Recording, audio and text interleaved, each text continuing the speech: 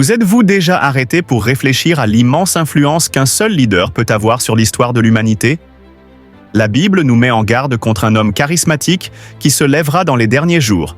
Quelqu'un ayant la capacité unique de conquérir les cœurs et les esprits par un discours persuasif. Ce leader se présentera comme la solution aux problèmes du monde, promettant un avenir meilleur et plus prospère. Mais sous cette façade de bienveillance se cache une vérité terrifiante. Son pouvoir proviendra directement de l'ennemi de nos âmes, Satan. Dans les 2 Thessaloniciens 2, nous trouvons une description détaillée de cet individu. Il sera l'Antéchrist, quelqu'un qui utilisera des signes et des merveilles à trompeur pour égarer ceux qui ont rejeté la vérité. Les Écritures nous avertissent que sa venue sera marquée par des actions qui tromperont beaucoup, surtout ceux qui n'ont pas embrassé l'amour de la vérité. Qui est cet homme énigmatique qui se lèvera contre Dieu? Il ne se proclamera pas seulement comme Dieu, mais cherchera également à occuper le trône du Très-Haut, répétant l'ambition de Satan décrite dans Ésaïe 14. Dans ce passage, nous apprenons la chute de l'orgueilleux qui voulait être égal à Dieu, servant d'avertissement sur les intentions de l'Antéchrist. En considérant la venue de l'Antéchrist, nous devons nous demander, est-il déjà parmi nous? Cette question est d'une importance capitale dans un monde rempli d'incertitudes, de conflits et de divisions. Dans cette vidéo, je vais démontrer que l'Antéchrist est déjà à l'œuvre, souvent sans que nous en soyons conscients, manipulant des événements et influençant des pensées.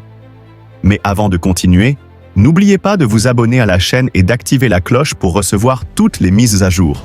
C'est crucial pour ne pas manquer notre contenu à venir.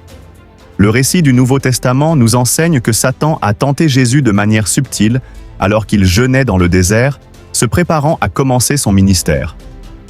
Au cours de ces tentations, Satan a offert à Jésus tout ce qui semblait bon et désirable, mais toujours en échange de la désobéissance au Père.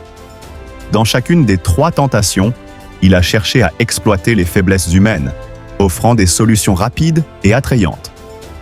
Cette même stratégie est utilisée aujourd'hui alors que le diable essaie de nous séduire avec des plaisirs et des commodités, détournant notre attention de la prière et de la recherche de Dieu.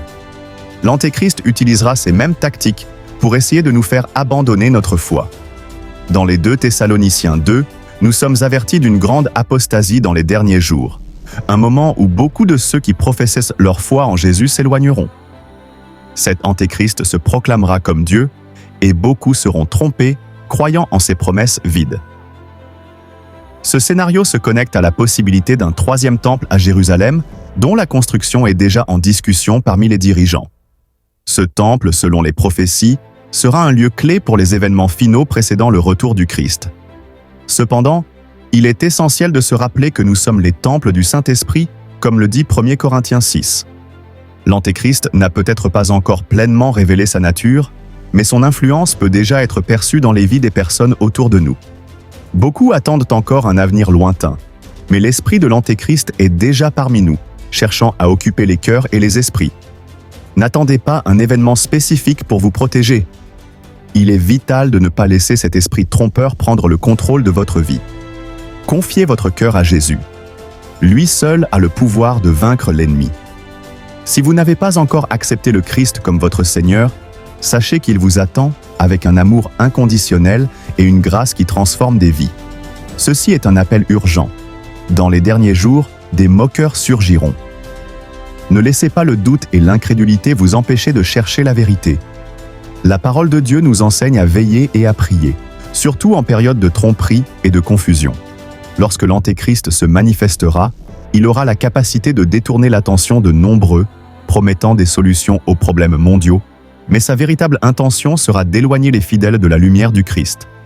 Ceux qui, un jour, ont servi Dieu, peuvent facilement se perdre sur ce chemin trompeur, échangeant la vérité contre le mensonge.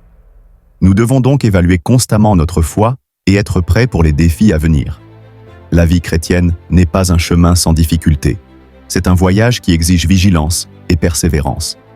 Chaque pas ferme dans la vérité nous rapproche de Dieu et nous renforce pour résister à ce qui est à venir. Si vous rencontrez des difficultés, rappelez-vous que la victoire appartient à ceux qui persévèrent dans la foi. Si vous avez trouvé cette vidéo utile, partagez-la avec vos amis et n'oubliez pas de vous abonner à la chaîne. Que Dieu vous bénisse abondamment. et j'espère vous voir dans la prochaine vidéo. Votre décision de suivre le Christ peut avoir un impact non seulement sur votre vie, mais aussi sur celle de beaucoup d'autres autour de vous. Restez ferme dans la foi et que la paix de Dieu soit toujours avec vous.